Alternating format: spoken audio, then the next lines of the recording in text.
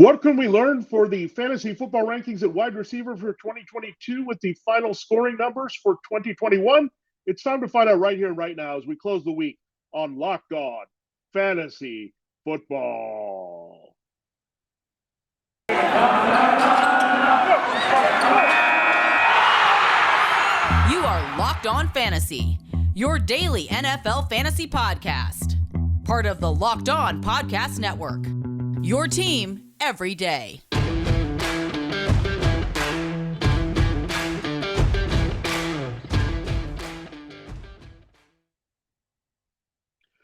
Greetings, everyone, and welcome to another edition of the Locked On Fantasy Football Podcast. As usual, I'm your host, Vinnie Iyer. I'm about doing this. I'm writing about NFL and fantasy football for sportingnews.com. Here, we're taking a little bit of a break from Super Bowl 56 breakdown with the Bengals and Rams. We'll get into that full tilt there next week as we get closer to the game next Sunday. But here we're going to continue our mini-series that we're doing, our latest mini-series, looking at the scoring leaders across positions here from the 2021 season, what that means for 2022, what are the surprises, what are the disappointments, if a trend will continue or if a trend was a bit of a fluke or an anomaly there that won't carry over into the next season. So we'll break that down for you in detail. We'll start with the wide receiver ones, get into wide receiver twos, wide receiver threes, and then look at some people that are interesting beyond that didn't break into the top 36 in scoring. So we'll break that down for you all here on the show. Thanks for making Locked On Fantasy Football your first listen every day. We're free and available for you on all platforms. This episode of Locked On Fantasy Football, our title sponsor is GetUpside. Just download the free GetUpside app and use the promo code TOUCHDOWN to get 25 cents per gallon or more cash back on your first tank. All right, let's dive right into it. The number one wide receiver on the board in terms of scoring for 2021, no surprise, he's playing in the Super Bowl. He should getting MVP consideration here at the NFL honors coming up. Cooper Kupp of the Rams. Now, how dominant a season did Cooper Kupp have? He basically had a three decent wide receiver one cushion ahead of Deebo Samuel, who finished second. So Cooper Kupp was every definition of a league winner. Most of the people who drafted him took him as a wide receiver two with some upside, wide receiver three in some cases based on his production of late. But Cooper Kupp absolutely explodes here. It was a perfect storm for Cooper Kupp. He got the big quarterback upgrade in Matthew Stafford. He built up the same chemistry he had with Jared Goff with Stafford. You had Robert Woods go down during the season, so Kupp could dominate more as the number one. The Rams went completely pass happy with a inconsistent running game. Kupp was used outside, inside. He was uncoverable. People would make him the focus of the defense. It didn't matter. Cooper Kupp, one of the most consistent fantasy seasons we've ever seen in any position. 100-yard machine, touchdowns when he wasn't doing that, often combining them both, the triple crown of fantasy football receiving. So I remember playing with Steve Smith when he had a big year and was also able to win the triple crown. That was fantastic for one of my fantasy teams. Cooper Kupp took one of mine to the finals as well this year. I had him and Jamar Chase as my top two wide receivers, and that paid off very well there at the end of the season. So love the value that I got with Cooper Kupp there. I knew it was going to be tough between him and Robert Woods where we would go, but I think this is the career peak for Kupp, so keep that in mind. He's not going to have this career year once again. That's why it's called a career year, but we still think he's going to go in comfortably as a wide receiver one for the Rams next season. Deebo Samuel came in second. Not a surprise either, given his hybrid role and what he did for the other team that played in the NFC Championship game, the 49ers. He was able to stay healthy, but Deebo probably in for a big contract extension. That was the biggest thing. Durability was Deebo's biggest issue. He squashed that here in 2021, and it was a big year. So Deebo not going anywhere is an integral part of the 49ers offense. Now, a little bit of a change here with the quarterback situation about to change from Jimmy Garoppolo to Trey Lance, but Samuel just too talented. He's got too much support. They use him too well as a hybrid player. He was pretty much Cordarrelle Patterson, but way more dangerous overall, and that's what we saw with Samuel. Number three is Devonte Adams. He figures to get the franchise tag from the Packers. We'll see if that means he's still playing with Aaron Rodgers in Green Bay, but That could definitely change Adams' value if he loses Rodgers. Rodgers-Adam connection is so strong here, but he's going to get it done. He is a dominant number one. He finishes in the red zone, has made big plays a little bit more the past 2 seasons. So Devonte Adams, no surprise. He was going as the wide receiver on the board, and he ends up at wide receiver 3. That's an acceptable deviation for sure from where you drafted him. We love Justin Jefferson on the show, and he came through. He was another big part of my teams as well. He was on multiple of my fantasy teams. I thought Jefferson would dominate and pull away from Adam Thielen as the healthier, younger receiver. That did happen here this season. Thielen did have a lot of success with touchdowns, but he ended the season hurt. Jefferson had that big explosive ability here, and that translates well to Jamar Chase, also out of LSU. Big year, back-to-back, Sporting News, offensive rookie of the year, just rookie of the years overall. So beat some tough competition. Jefferson beat out Justin Herbert, and yet Chase beat out Micah Parsons. So that's how special these two receivers were immediately. And we know they were special in fantasy football, rounding out our top 5 back-to-back. And Jefferson in a great position to dominate going forward. Kevin O'Connell has taken over the Vikings head coach, an offensive-minded guy. He's going to know to take advantage of Jefferson, considering he just came from using Cooper Kupp. So Jefferson, a good candidate to topple Kupp, get ahead of Samuel and Adams as the number one receiver on the board. Jamar Chase also has that opportunity here in half-point PPR. That's what we're using for this, by the way, as the industry standard. So not going full PPR, but Jamar Chase was actually higher in standard because he was a big play waiting to happen. But Chase is a good complete receiver. So Jefferson and Chase, given how quickly they started out of the gate, very strong candidates to shoot up. They're number ones on teams where they're not just the number ones. They're guys that can deflect attention there. I don't think it's going to change too much with Thielen for Jefferson. Yet Chase is going to have guys for sure in T. Higgins and Tyler Boyd. Tyreek Hill rounds out to the half top here of wide receiver ones. Yeah, he had a nice stretch there. He was right up there with Kupp and Samuel, but a little bit of a midseason slump, lost a few numbers. He had to get reincorporated back into the offense. We had to wait for that Chargers game late to re-explode with Tyreek Hill, but eventually came back to do his thing. But we saw Adams as a top wide receiver. Hill was behind him in many cases, so still not too bad dropping down there. As we continue to round out our look at the wide receiver ones, at number 7 was Stefan Diggs. So a little bit of exaggeration of Diggs dropping big time. He did drop from the top 3, but not that far here. And some games he did disappear. He wasn't as consistent with other people getting involved for the Bills passing game, but Diggs pretty solid here. Mike Evans, a lot of big plays, a lot of touchdowns working Tom Brady. We know the value is in flux here because Brady is gone.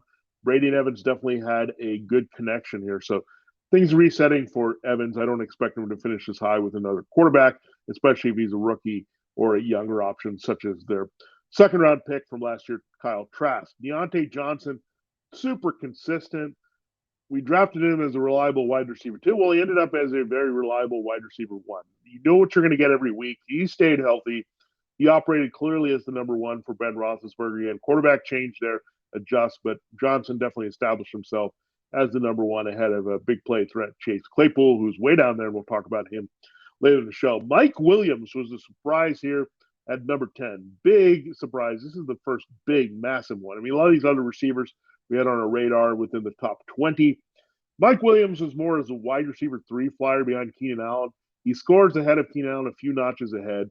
Very good touchdown, big playmaker. Maybe the free agency pending here in 2022 kicked it into high gear. We'll see if he can get a big contract to return from the Chargers, or they go in a different direction with some young receivers who could replace him next to Keenan Allen. So things to watch there with Mike Williams that could definitely change. Hunter Renfrow, we'll see if Derek Carr remains as the Raiders quarterback for your new offensive coordinator, Josh McDaniels, but we know what he's done with some receivers in New England. So Renfrow figures to be a key part of what they do offensively, whoever's a quarterback, but he could take a hit if they decide to go a different direction from Carr.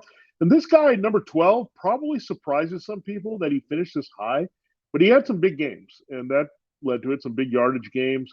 He's pretty consistent in some games where he was more the possession receiver and did score quite a bit. It is DK Metcalf, so we're probably getting DK Metcalf as a top half wide receiver 1. He ends up as the last wide receiver 1, so a little bit disappointing there. If you took him instead of, say, Justin Jefferson, that would be the question mark. But yeah, Metcalf still had a big year in the end to take over and produce at a wide receiver one level. All right, that rounds out the top 12 in scoring there in half-point PPR at wide receiver for 2021. What that means for 2022, we'll get into all the wide receivers that were starter-worthy and beyond here before the show's done. We said at the top of this episode of Locked On Fantasy Football is brought to you by GetUpside. Well, hey, fantasy football fans, this is Vinnie Iyer with an incredible app. Everyone who needs to know about needs right now, it is GetUpside. This is for everyone who buys gas. My listeners are earning cash back for every gallon of gas every time they fill up. Just download the free GetUpside app in the App Store or Google Play right now. Use the promo code TOUCHDOWN for 25 cents per gallon or more on your first fill up cash back. Don't pay full price at the pump anymore. Get cash back using GetUpside. Just download the app for free and use the promo code TOUCHDOWN for 25 cents per gallon or more cash back on your first tank. Some people drive a lot are making as much as $200 to $300 a year in cash back, and there's no catch. The cash back gets added right to your account. You can cash out anytime to your bank account, PayPal, or e-gift card for Amazon and other brands. Just download the free GetUpside app and use the promo code TOUCHDOWN to get 25 cents per gallon or more cash back on your first tank. That's the promo code TOUCHDOWN there, only at GetUpside. All right, and this episode of Locked On Fantasy Football also brought to you by Bet Online. Bet Online has you covered this season with more props, odds, and information than ever before. You got to check out Bet Online with the new betting year underway. So we will tell you more about Bet Online there in our next segment. We're excited about them being on board here for 2022 as we talk fantasy football and gambling. Thanks for making Locked On Fantasy Football your first listen every day. It's Super Week coming here, brought to you by GetUpside, and there's no better place to get coverage of the big game than Locked On NFL Podcast. Locked On Bengals and Locked On Rams are in LA all week covering the big game. I will be there as well for sporting news, so you might see me pop up on some shows. You never know, they're crossing over. All right, we will get into the action here, and we will get into our number 13 wide receiver. This starts the wide receiver twos on the board. That is Tyler Lockett of the Seahawks. So Metcalf and Lockett back-to-back, right there with each other and scoring, little separation. We thought Lockett might be headed down to wide receiver 3. Metcalf way up as wide receiver 1. They meet right at the wide receiver 1-2 borderline. So pretty good for Lockett, still pretty good for Metcalf. The next receiver on the board is Keenan Allen. So he finishes a few spots behind his teammate Mike Williams. We know that big reason for this is Justin Herbert. He was the second QB on the board overall in scoring there. So Justin Herbert locked and loaded with Keenan Allen. Allen will definitely be a part of what they do next year. Williams will have to see with his free agency. Michael Pittman Jr. had some nice games with Carson Wentz in the middle of the season to really propel him here. There were some games where he disappeared because it was a run-heavy offense here with Jonathan Taylor, but Michael Pittman delivered here nicely for the Colts. And so, yeah, we were drafting him as a wide receiver 3, ends up as a wide receiver 2. So certainly exceeded expectations here. Jalen Waddle, I liked a lot as being Miami's first option. We were worried about Devontae Parker, but Parker got hurt. Preston Williams was hurt. They didn't really have anybody else. Tua Tagovailoa really reconnected, I should say, with Waddle, the former Alabama product, well. So Waddle, big play guy, first-round pick. We knew the pedigree, but I think he exceeded expectations. Part of things lined up, but he's not going anywhere as a big factor. Whoever the Dolphins tab as their new offense coordinator. Chris Godwin tore his ACL. That's something that was concerning, but he still was able to finish as a pretty solid here. Wide receiver 2 at number 17. So Evans, definitely with the touchdowns, really helped him. Godwin, again, wasn't fully healthy. Antonio Brown cutting to some of his production for much of the year. Let's hope he returns healthy. And again, got to look at the new quarterback situation for Evans and Godwin to see how it affects them. So far, they were okay with Jameis Winston and Tom Brady. But again, youngster could totally change our perspective on those Bucs wide receivers. It does help that there's no Brown in the mix. Evans and Godwin go back to being a big 1-2 punch in this offense. CeeDee Lamb, I think it was a bit disappointing. I thought he could finish up in wide receiver 1 territory. He finishes at 18. So not too bad, but a little bit off maybe where his projection was. So Lamb disappeared in some games. I think they forgot about him. and threw to Amari Cooper and Michael Gallup and got into Dalton Schultz at tight end and Tony Pollard out of the backfield. So sometimes Lamb was a forgotten man. For all that to happen and him still to finish as wide receiver 18, pretty good. Well, our next guy is DJ Moore. He was big play dependent here with Sam Darnold. They had the shuffle between PJ Walker and Cam Newton, which didn't help. Moore disappeared down the stretch where Robbie Anderson took on a bigger role, but he still finished there in a good spot at number 19 as a wide receiver 2. Brandon Cooks, pretty consistent here when he was out there, whether it was Tyrod Taylor early season or Davis Mills late. He operated as the number 1. They did a good job. Tim Kelly and David Culley, no longer with the Texans, here as the offense coordinator coach, to get the ball in Cook's hands quite a bit as their easy best receiver. So pretty good value there that you got in Brandon Cooks as the default Texans number 1. Amon-Ra St. Brown, what a big stretch to finish the season. He ends up there at number 21. So, yeah, he's right in there with the wide receiver 2s. That's how big his stretch run was. He was coming out of nowhere. He was used limited action. So I think he has a real good shot to finish in the top 12 next year. T. Higgins, Jamar Chase's big season pushed T. Higgins down, but Higgins was still a pretty solid wide receiver 2 here at number 22 at the position. Marquis Hollywood Brown, big rebound for him. I didn't like him that much as a wide receiver 3, but he ends up as a wide receiver 2. Good big play usage. Unfortunately, he disappeared a little bit down the stretch without Lamar Jackson and spreading the ball around a little bit in that offense. So some things to consider there with Hollywood Brown, but he should be right around this wheelhouse again. Darnell Mooney's a guy we're looking to move up. He finishes number 24, but Mooney, we know, headed to bigger things here with Justin Fields. Really good connection there in this offense for the Bears. So we will get into our wide receiver 3s, and beyond that, some guys that we want to assess that didn't quite finish there in starting position in fantasy football. We told you a little bit about BetOnline. BetOnline, as you covered the season, more props, odds, and lines than ever before as football continues to march through the playoffs, right through the big game next Sunday.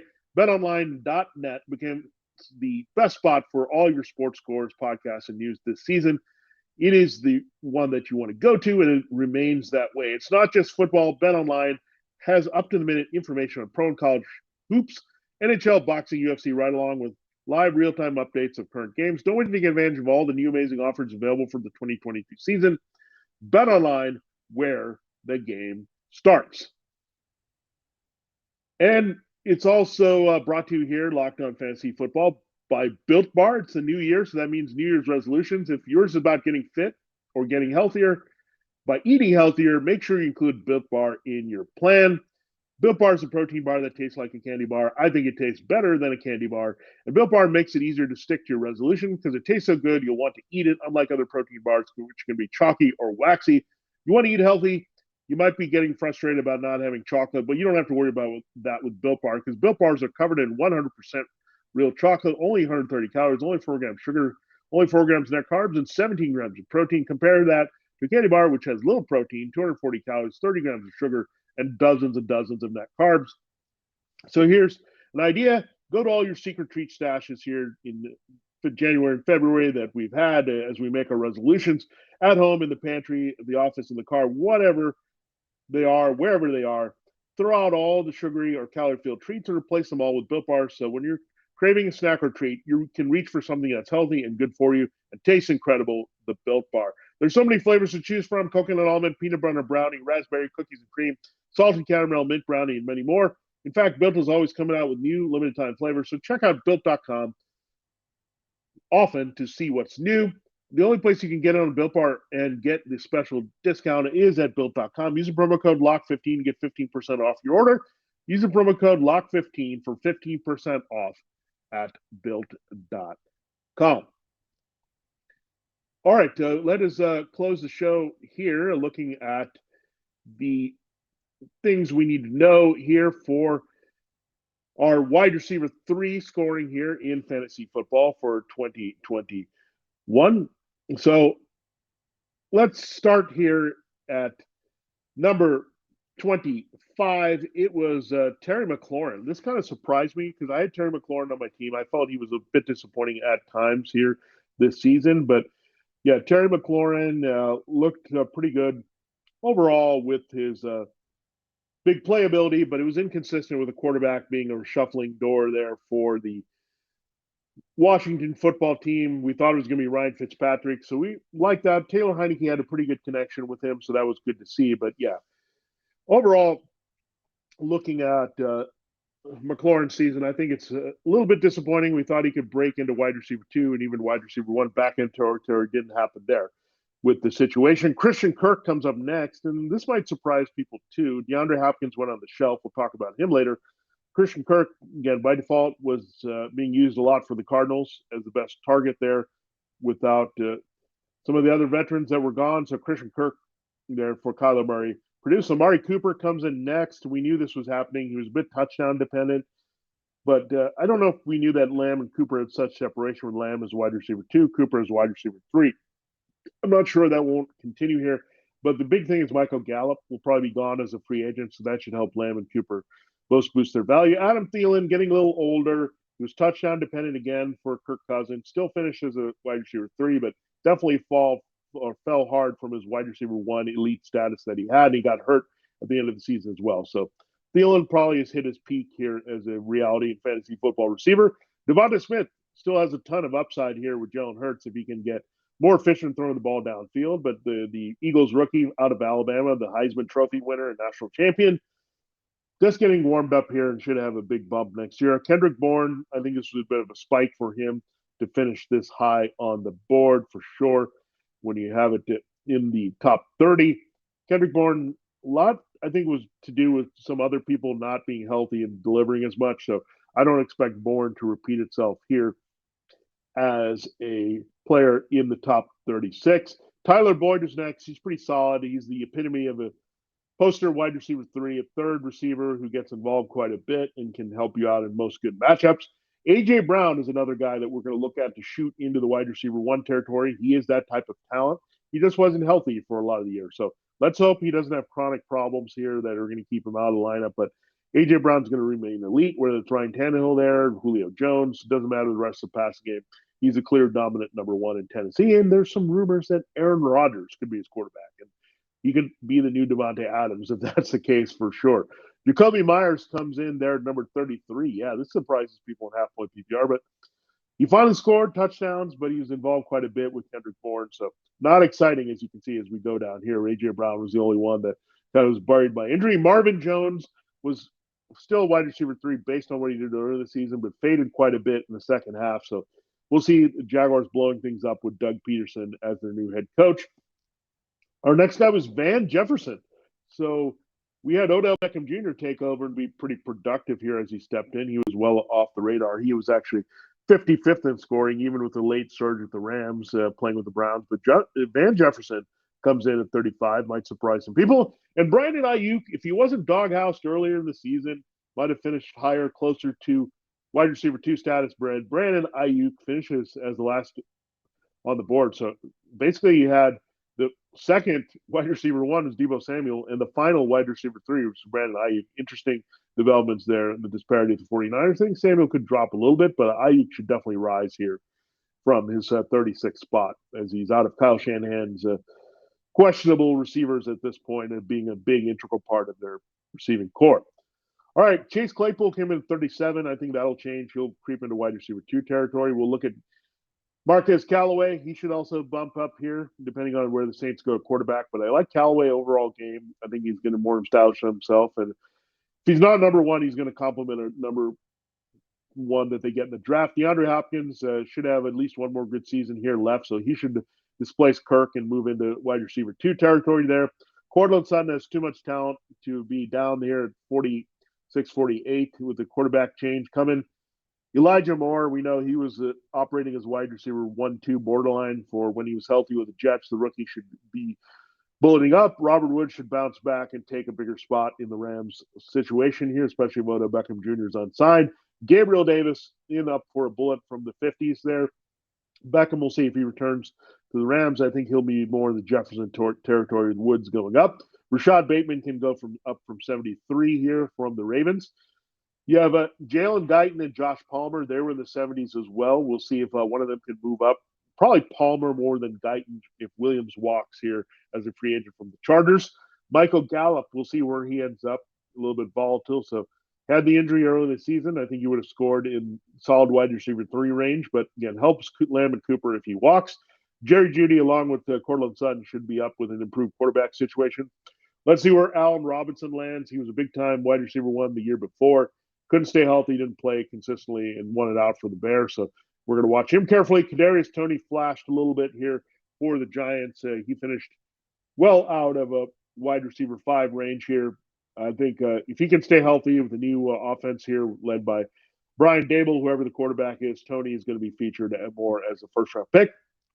And Calvin Ridley, he dealt with his issues off the field, and it was good for him to reset a little bit. But now there's rumors that he wants out of Atlanta to kind of reset his life away from the Falcons potentially. But Calvin Ridley, too talented. That was the one guy that really dropped and was the guy that you took thinking for bigger things, but unforeseen circumstances happened there.